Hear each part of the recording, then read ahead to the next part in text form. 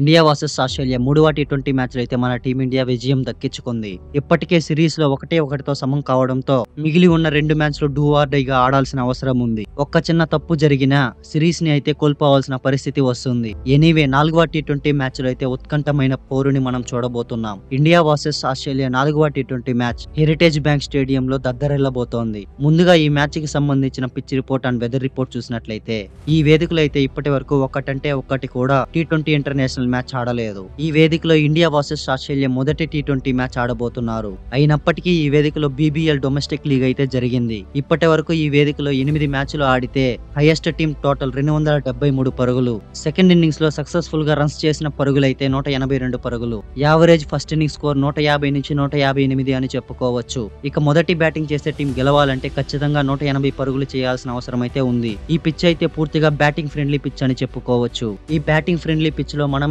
ఈ రోజు ఒక పరుగుల వరదనైతే చూడబోతున్నాం అనిపిస్తోంది. అండ్ అలాగే ఈ మ్యాచ్ జరిగే సమయానికి వెదర్ రిపోర్ట్ చూసినట్లయితే ఈ మ్యాచ్ జరిగే అవకాశానికి ఫోర్కాస్ట్ లో అయితే వర్షం గట్టిగానే చూపిస్తోంది. ఎనీవే వర్షం కారణంగా మ్యాచ్ కి అంతరాయం కలగూడదని కోరుకుందాం. ఈ పిచ్ అయితే బ్యాటింగ్ ఫ్రెండ్లీ పిచ్ కాబట్టి అండ్ అలాగే ఓవర్సీస్ కండిషన్స్ ని దృష్టిలో పెట్టుకుని టాస్ గెలిచిన టీం అయితే బౌలింగ్ ఎంచుకునే అవకాశం కనిపిస్తోంది. ఇక ఈ పిచ్ లో అయితే బౌలర్లకి ఒక కఠిన పరీక్ష అని చెప్పుకోవచ్చు. ఈ రెండు టీముల మధ్య ప్లేయింగ్ 11 చూసుకున్నట్లయితే టీమిండియా ప్లేయింగ్ 11 అభిషేక్ శర్మ, శుభ్మన్ గిల్, సూర్యకుమార్ యాదవ్, తిలక్ వర్మ, జితేష్ శర్మ, శివం దుబే, అక్షర్ పటేల్, వాషింగ్టన్ సుందర్, జస్ప్రీత్ బుమ్రా, హర్షదీప్ సింగ్, వరుణ్ చక్రవర్తి. ఈ విధంగా మన టీమిండియా ప్లేయింగ్ 11 ఉండొచ్చని నాకు అనిపిస్తోంది. ఆస్ట్రేలియా టీం ప్లేయింగ్ 11 లో అయితే యాజ్ యూజువల్ గా 3వ మ్యాచ్ కి ఆడిన టీం ని చిన్న చేంజ్ చేసుకుని జాస్ హెజల్వుడ్ ని తీసుకుని బరిలోకి దిగుతోంది. ఇన్ఫాక్ట్ జాస్ హెజల్వుడ్ లేకపోవడంతో లాస్ట్ మ్యాచ్ లో చాలా స్ట్రగుల్ అయ్యిందని చెప్పుకోవచ్చు ఆస్ట్రేలియా బౌలింగ్ యూనిట్. అదే హెజల్వుడ్ ఉండుంటే పవర్ ప్లే లో మంచి స్టార్ట్స్ అందించి పరుగులు కట్టడి చేసుండేవాడు. కానీ హెజల్వుడ్ లేకపోవడంతో లాస్ట్ మ్యాచ్ ఆస్ట్రేలియా ఓడిపోవడం జరిగింది. ఈ మ్యాచ్ లో కూడా ఆస్ట్రేలియా అలాంటి రిస్క్ అయితే తీసుకోదనిపిస్తోంది. ఖచ్చితంగా ప్లేయింగ్ 11 లో జాస్ హెజల్వుడ్ ఉండేటట్టు చూసుకుంటుంది అనిపిస్తోంది.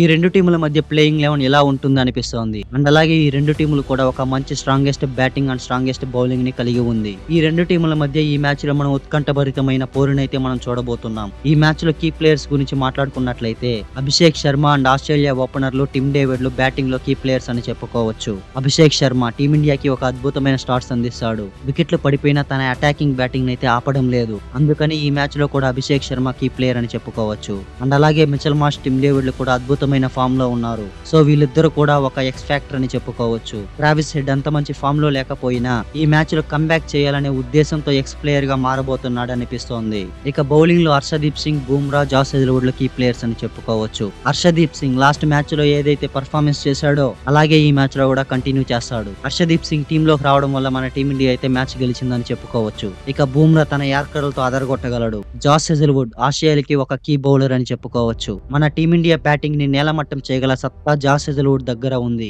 సో జాస్ హెజల్వుడ్ ఒక కీ అని చెప్పుకోవచ్చు. ఈ రెండు టీముల మధ్య మనం హెడ్ టు హెడ్ స్టాట్స్ చూసుకున్నట్లయితే ఇప్పటి వరకు జరిగిన మ్యాచ్ల్లో మన టీమిండియాది ఆధిపత్యం ఉంది. అండ్ అలాగే ఈ మ్యాచ్ లో ఇద్దరు 2వ విజయం కోసం పోరాడతారు కాబట్టి ఈ మ్యాచ్ లో మనం ఉత్కంఠ భరితమైన పోరునైతే మనం చూడబోతున్నాం. ఈ మ్యాచ్ అయితే one of the best T20 match గా కాబోతుంది అనిపిస్తోంది. ఈ మ్యాచ్ లో ది మోస్ట్ ఇంట్రెస్టింగ్ బ్యాటిల్స్ చూసుకున్నట్లయితే Abhishek Sharma versus Josh Hazlewood. వీళ్ళిద్దరు జోడీ ఒక మంచి కాంటెస్ట్ అని చెప్పుకోవచ్చు. అభిషేక్ శర్మ తన మాస్ అటాకింగ్ బ్యాటింగ్ తో అదరగొట్టగలడు. జాస్ హెజల్వుడ్ కి ఆ బ్యాటింగ్ ని ఆపగలిగే సత్తా ఉంది. వీళ్ళిద్దరి మధ్య మనం ఒక ఇంట్రెస్టింగ్ కాంటెస్ట్ అయితే చూడబోతున్నాం. అండ్ అలాగే Harshdeep Singh versus Travis head. మనం చూసాం 3వ టీ20 మ్యాచ్ లో ట్రావిస్ హెడ్ ని హర్షదీప్ పడగొట్టాడు. ఈ మ్యాచ్ లో కూడా అదే కంటిన్యూ అవుతూ ఒక ఇంట్రెస్టింగ్ కాంటెస్ట్ అయితే వీళ్ళిద్దరి మధ్య జరుగుతుంది అనిపిస్తోంది. Tim David and Bumrah. Tim David 3వ టీ20 మ్యాచ్ లో నంబర్ 3 లో వచ్చి అదరగొట్టాడు. అలాగే ఈ రోజు ఆస్ట్రేలియా కూడా అలాంటి మూవే చేసిందంటే బుమ్రాకి టిమ్ డేవిడ్ ల మధ్య ఒక ఇంట్రెస్టింగ్ కాంటెస్ట్ అయితే ఉంటుంది అనిపిస్తోంది. ఈ 3 బ్యాటిల్స్ లో మీరు ఏ బ్యాటిల్ కోసం వెయిట్ చేస్తున్నారో కామెంట్ చేయండి.